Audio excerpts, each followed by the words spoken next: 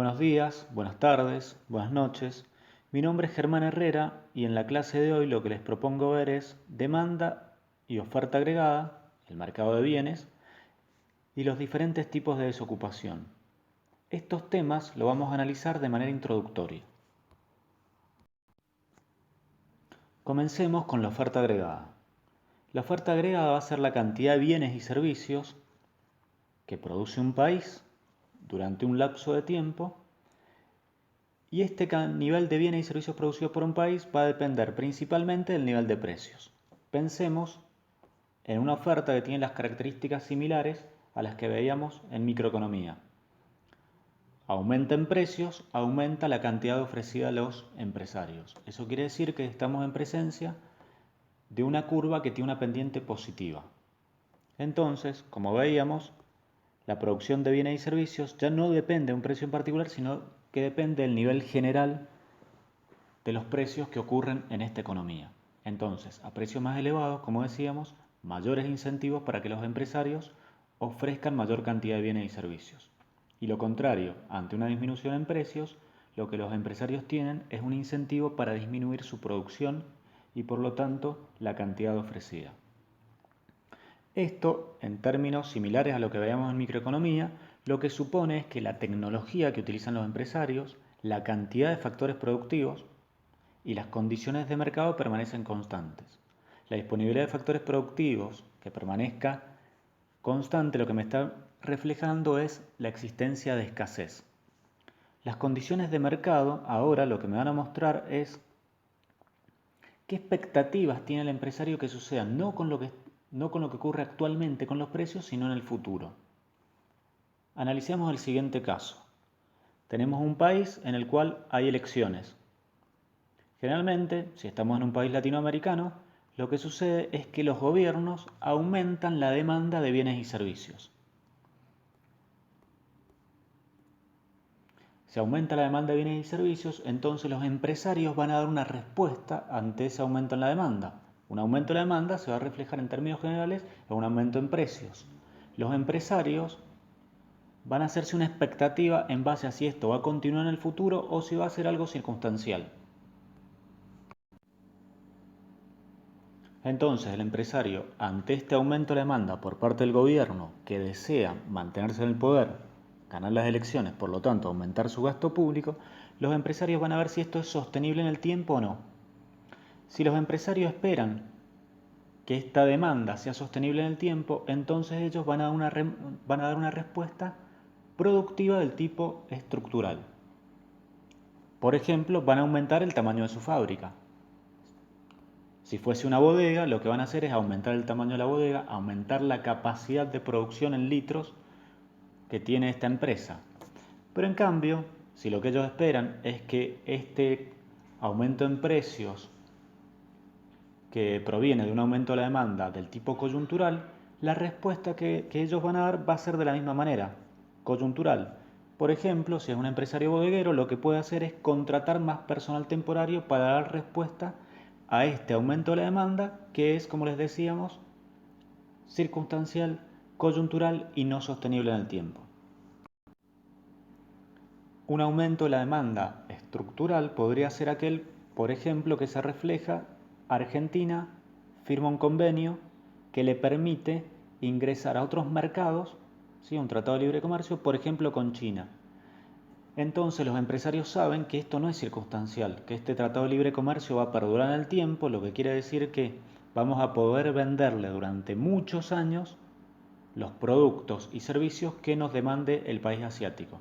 Entonces los empresarios ahí ya se van a parar ante una situación que es una expectativa de mercado, que lo que demuestra es un cambio estructural de la demanda.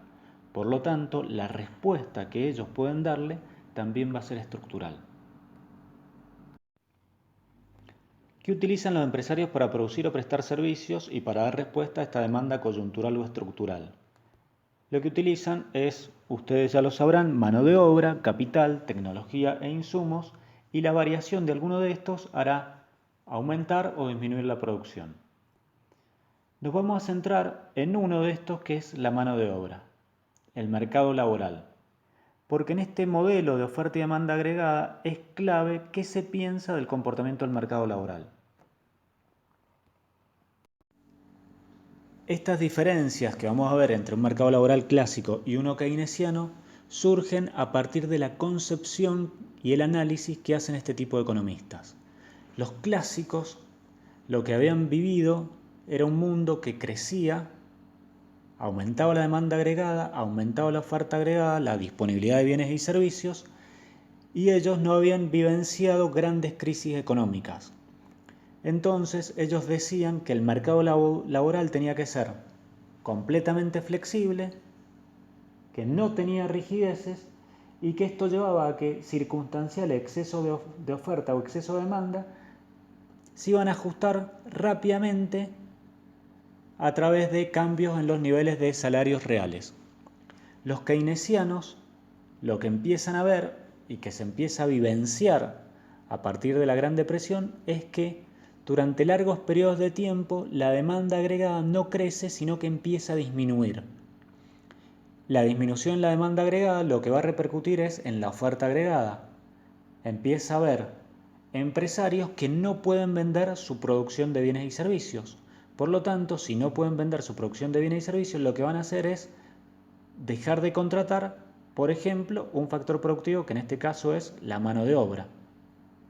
Entonces lo que se empieza a observar es grandes niveles de desocupación que el mercado no lo ajustaba por sí mismo. Estos niveles de desocupación no estaban estrictamente relacionados a los salarios, a los niveles salariales que cobraban los empleados, sino que excedía a lo que sucedía en este mercado laboral.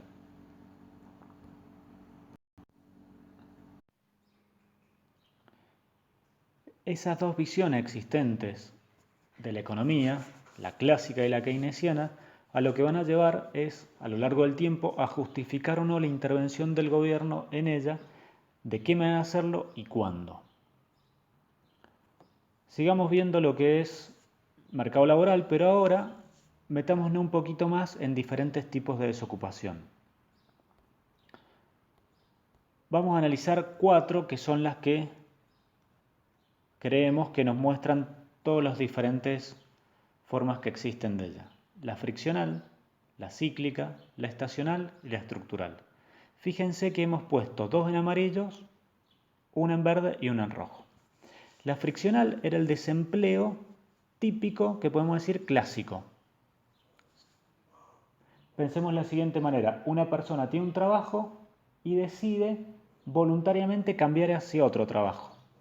Ese momento que pasa entre que está trabajando en uno, queda desocupado y consigue otro trabajo, ese pequeño lapso de tiempo, que es muy corto, ¿sí?, lo que se denomina es desempleo friccional, ¿sí? O también podemos decir que esa economía funciona en nivel de pleno empleo, todo el que quiere trabajar puede trabajar, y las pequeñas tasas de desocupación que hay, 2, 3, 4% según la economía, están explicadas por esta fricción. Entonces, pierdo un trabajo en un lado, rápidamente voy y consigo otro en otro lugar. El extremo que hemos puesto en rojo es el estructural. Personas que realizaban un desempeño en el mercado laboral, sabían hacer una actividad y con el paso del tiempo y con los avances tecnológicos, el uso de nuevas tecnologías, lo que llevó es que hubieron empleos que dejaron de ser valorados, o para decirlo de otra manera, pasaron a ser obsoletos. Una persona que escribe a máquina, ¿sí? Cuando apareció la computadora su trabajo dejó de ser valorado por el mercado y está en una situación, si no ha podido esta persona formarse, capacitarse para adquirir nuevos conocimientos, esta persona va a quedar desocupada fuera del mercado laboral y va a ser muy difícil que los empresarios puedan contratar personas que tengan estas capacidades que ya no son las que el mercado necesita. Y es un problema grande porque para que estas personas puedan volver a conseguir trabajo, lo que van a tener que hacer, como decíamos, era sumar nuevas habilidades a las que ya poseen. Las dos que hemos puesto en amarillo, cíclico y estacional. La cíclica vendría a ser el desempleo típico vinculado con el keynesianismo. Los empresarios de repente ven que la demanda de bienes y servicios ha caído. Entonces lo que hacen los empresarios es despiden parte de su personal. ¿Sí?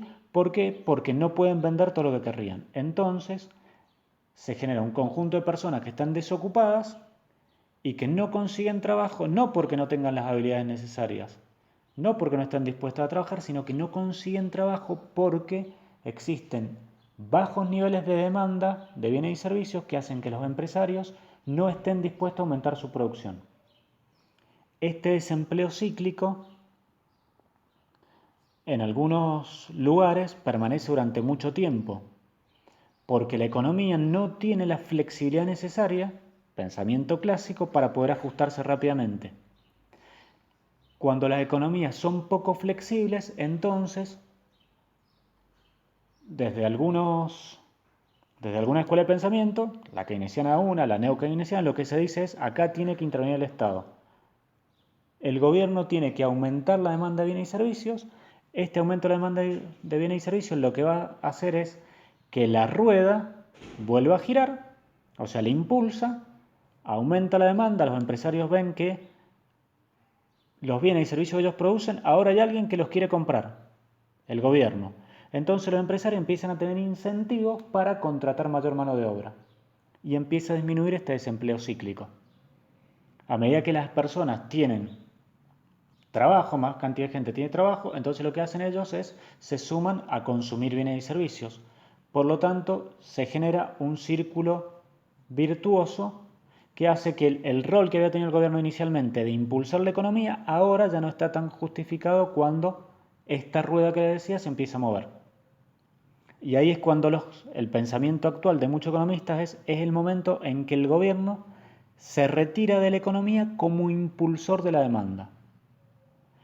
Cuando la demanda por alguna cuestión, por ejemplo, coronavirus, año 2020, pandemia, ahí el gobierno tiene que impulsar la demanda.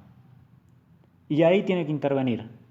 Cuando esta pandemia desaparezca y la economía vuelva a tomar su propia dinámica, el gobierno debería retirarse como impulsor de la demanda. Este, como les decía, no es un pensamiento único, sino es que es el pensamiento que llevan a cabo las principales economías del mundo. Entonces tenemos desempleo friccional, clásico típicamente, cíclico, keynesiano, estructural, es uno que está relacionado con que pierdo capacidades, el mercado no valora lo que yo hago y no está relacionado con que haya poca o alta demanda de bienes y servicios, sino que no me demandan lo que yo sé hacer como mano de obra.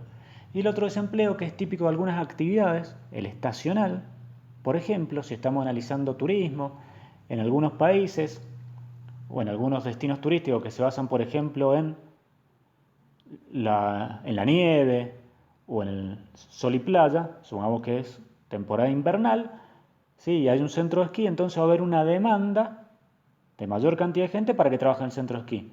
Cuando el centro de esquí deje de operar, porque empieza a hacer calor, lo que va a hacer es que van a surgir desocupados que están relacionados con la estación. O también podemos pensar en trabajadores temporarios, supongamos en la provincia de Mendoza, que trabajan en la viña, trabajan cosechando. Cuando pasa el periodo de la cosecha, esos trabajadores que hacían esa actividad van a quedar desocupados. Y eso es lo que denominamos una desocupación estacional.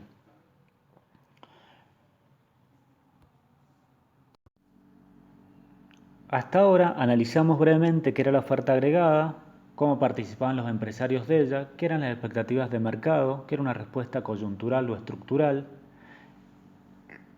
Vimos también de manera muy acotada qué es el pensamiento económico, qué es el pensamiento clásico, los diferentes tipos de desocupación y el rol y la intervención que este pensamiento clásico y keynesiano le da al gobierno en la economía.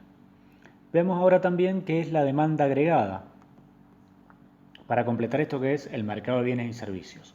Lo vamos a ver también de manera breve, introductoria, como para que ustedes tengan una idea de qué se trata. La demanda agregada es la sumatoria de las erogaciones de los consumidores, las empresas, el Estado y el sector externo de una economía relacionada a un periodo de tiempo determinado en bienes y servicios que se producen dentro de un país. Por ejemplo, podemos hablar de la demanda agregada de Argentina. Las cantidades demandadas van a estar relacionadas con los niveles de precios que hay en esta economía. Aumentan los precios, disminuye la cantidad demandada. Disminuyen los precios, aumenta la cantidad demandada. Entonces lo que tenemos es una relación inversa entre precios y cantidades. Algo similar a lo que veíamos en microeconomía, esta demanda agregada va a suponer que la política monetaria, la cambiaria, la fiscal, o sea, el rol que desempeña el gobierno en la economía, las expectativas que tienen los consumidores y esas erogaciones que no dependen de precios van a permanecer constantes. Algo similar a lo que veíamos como factores subyacentes. Dijimos erogaciones, o sea, ¿en qué se gasta? De los bienes y servicios que produce un país, lo que vamos a ver ahora es que una parte se gastan tienen como destino el consumo. Otra parte tienen como destino, los bienes y servicios que se producen, se utilizan como inversión. Otra parte tienen la finalidad de ser usados como gasto público. Otra parte de los bienes y servicios que se producen en la Argentina van a ser consumidos por otros, fuera del país, exportaciones. Y vamos a tener también como componente las importaciones, que son los bienes o servicios producidos por foráneos y adquiridos por residentes locales. Ese se lo vamos a restar de la demanda agregada. Entonces el consumo va a ser el gasto realizado por los agentes privados en bienes y servicios, ya sean durables y no durables. La inversión va a ser la compra de bienes y servicios, bienes que se producen dentro de la Argentina, bienes de capital que tienen como finalidad incrementar o mantener las posibilidades de producción de la empresa y o del país. Y el gasto público va a ser el consumo de bienes y servicios realizados por el Estado. Las exportaciones, bienes y servicios, como les decía, que se obtienen dentro de la Argentina pero que se consumen afuera. Y las importaciones, los bienes y servicios producidos por otras personas en otros países que los consumimos nosotros. Esos, como les decía, son los componentes de la demanda agregada. Lo que me dice es en qué se eroga de todos los bienes y servicios que se producen en un país, cuál va a ser el destino. El destino de una parte de los bienes va a ser consumo. Por ejemplo, una heladera, un bien de consumo durable. ¿Sí? Una heladera, una familia compra una heladera para su casa. Una empresa compra una heladera para un restaurante, entonces va a ser una inversión, un bien de capital. Si la heladera la compra el gobierno y se la da a una familia que no tiene dinero, entonces va a ser gasto público y esa misma heladera, si ustedes ven, puede ser considerada consumo durable, inversión para una empresa que tiene un restaurante o gasto público si la compra el gobierno y se la da a una persona, a un privado. Y esa misma heladera puede ser una exportación si la produjimos en la Argentina, como decimos, y se la vendemos, por ejemplo, a los brasileros.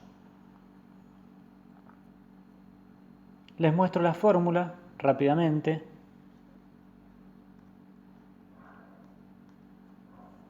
ID es igual a la cantidad demandada de bienes y servicios que se producen en un país. Esos bienes y servicios que se consumen dentro de un país pueden ser destinados al consumo, a la inversión, al gasto, a las exportaciones y le restamos las importaciones por una simplicidad matemática. Porque una parte de lo que consumen los argentinos, una parte, ¿sí? Supongamos que los argentinos consumen vino, 1000 litros de vino, pero 900 litros de vino son de origen argentino y 100 litros de vino se lo compramos a Chile. Entonces, por simplicidad, el consumo en vino es 1000 menos lo que consumimos, la parte relacionada con los 100 litros de vino que trajimos a otros países, se lo restamos importaciones y eso me da a la igualdad de bienes y servicios producidos dentro de la Argentina y consumidos por argentinos y por extranjeros. Entonces, la demanda agregada, la composición, lo que me va a mostrar es quiénes compran y con qué destino los bienes y servicios producidos dentro de un territorio. Una vez que ya hablamos brevemente de qué es la oferta agregada, qué es la demanda agregada, ahora lo que vamos a ver es el equilibrio. El equilibrio va a ser piensen una oferta, una demanda, donde el precio haga que la cantidad demandada sea exactamente la cantidad ofrecida, que no haya excesos, ahí decimos que estamos en una situación de equilibrio. Pero las situaciones de equilibrio en un mercado de bienes y servicios tiene algunas particularidades diferentes a la que veíamos cuando estábamos analizando un mercado en microeconomía. Es que los empresarios pueden vender todo lo que desean, todo lo que producen, se demandan todos estos bienes y servicios, como decíamos, estamos en equilibrio a un nivel de precios, pero este equilibrio en una economía puede ser que se dé con elevados niveles de desocupación, que puede ser mano de obra o puede ser, por ejemplo, en la Argentina, la oferta y la demanda agregada de bienes y servicios está equilibrada, pero hay una cantidad enorme de tierras que están ociosas. Y hay una gran cantidad de máquinas que no están siendo utilizadas. O sea que están ociosas, están desocupadas, o para decirlo en términos generales, están desempleadas. Y eso es un problema muy importante que, en algunos casos, como decíamos al principio, respuestas keynesianas o clásicas, una respuesta clásica, que ya vemos que es, como decíamos, un extremo y que no es lo que se da en la realidad en la mayoría de los países, es, bueno, este mercado de bienes y servicios está en este equilibrio con desocupación, pero la misma dinámica del mercado va a hacer que pase a otro equilibrio en el cual vaya desapareciendo la capacidad ociosa de las empresas y la desocupación de la mano de obra. La mayoría de los países lo que hacen es no toman en cuenta eso, que el mercado de por sí va a poder llegar a un nuevo equilibrio, sino lo que hacen es toman alguna política, que ya vamos a ver más adelante por qué se denominan así, fiscal, monetaria, distributiva, cambiaria, que lo que hace en definitiva es darle un impulso a la demanda agregada, hacer que se compren más bienes y servicios, que eso genere un exceso de demanda, que ese exceso de demanda haga aumentar los precios de la economía en términos generales y eso incentiva a los empresarios a producir mayor cantidad de bienes y servicios. Y si se logra este objetivo, lo que va a suceder es que disminuya la cantidad ociosa de factores productivos. Vamos a ver, como le decíamos más adelante, si esto se logra o no, qué tipo de herramientas hay. El objetivo entonces de esta breve clase era exponerle qué es la demanda agregada, qué es la oferta agregada, cuáles son los componentes de la demanda agregada, cómo actúan los empresarios con expectativa de corto, de largo plazo, estructurales, coyunturales, qué es la desocupación, cómo es un mercado laboral clásico, un mercado laboral keynesiano, cuáles son los diferentes tipos de desocupación que hay, la estacional, la cíclica coyuntural, la friccional o la estructural.